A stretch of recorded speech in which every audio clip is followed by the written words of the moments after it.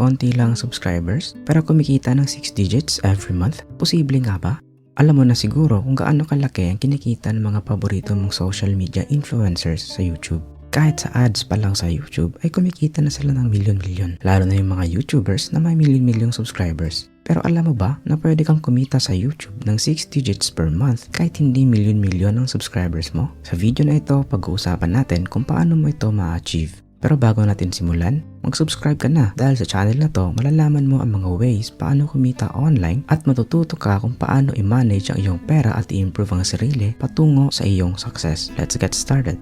Simulan natin sa unang way para kumita sa YouTube, which is ang AdSense. Ito ang mga ads na nakikita mo sa mga YouTube videos. Merong skippable ads, meron ding hindi, meron ding mga banners. Alam mo ba ng sikat na vlogger na si Kong TV ay kumikita ng $5,000 to $80,000 kada buwan galing sa AdSense? That is around 280,000 pesos to 4.5 million pesos per month. Kung i-convert natin yan per year, that is around 3.3 million pesos to 54 million pesos. Ganun kalaki ang pwede mo kitain sa AdSense. Sabihin na natin na advantage talaga kung marami kang subscribers. Pero paano natin ito ma-achieve kahit hindi ganoon kadami ang ating subscribers? So ang una mong dapat i-consider is ang iyong niche. Bago ka gumawa ng YouTube channel, pumili ka ng niche. Kasi merong mga niche na malaki ang willing ibayad ng mga advertisers. Ito ang tinatawag natin na CPM o yung pinabayad ng mga advertisers every 1,000 views sa kanilang ads. So mas malaki ang binabayad ng mga advertisers, mas malaki ang kikitain natin. So, kung meron tayong CPM, meron din tayong RPM na tinatawag. Ito yung revenue natin every 1,000 views sa ating video. Narito ang iilan sa mga niche na malalaki ang CPM. Una dyan ang health, wealth, happiness, technology, and travel.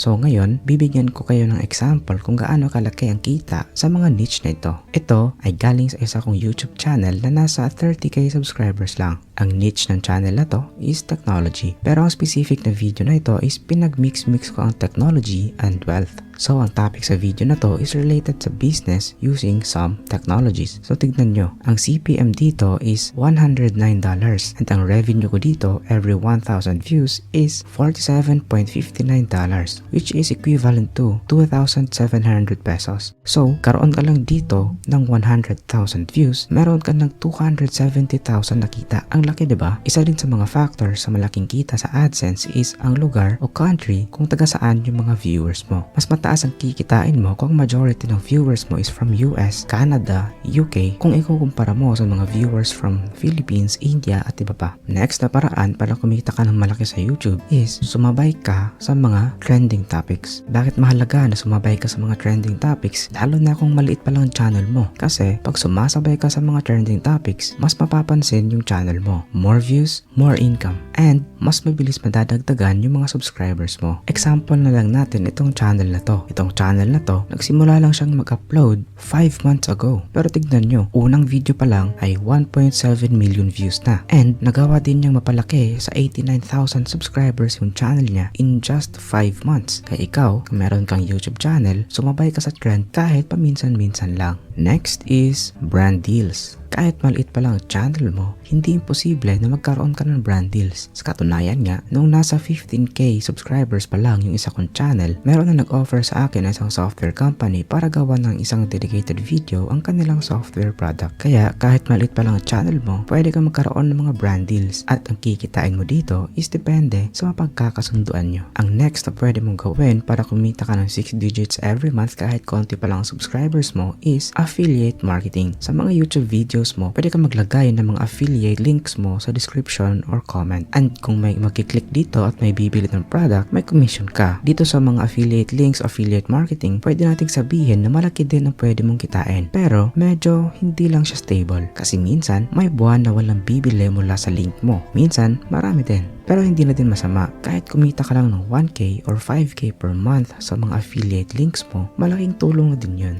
So, kung kaunti pa lang ang views and subscribers mo, huwag kang mawawalan ng gana. Hindi talaga madali ang buhay dito sa YouTube, lalo na kung nagsisimula ka pa lang. Kaya mo yan. And kung may natutunan ka man sa video na ito, mag-subscribe ka na para mas marami ka pang matutunan about how to make money online, personal finance, and personal development.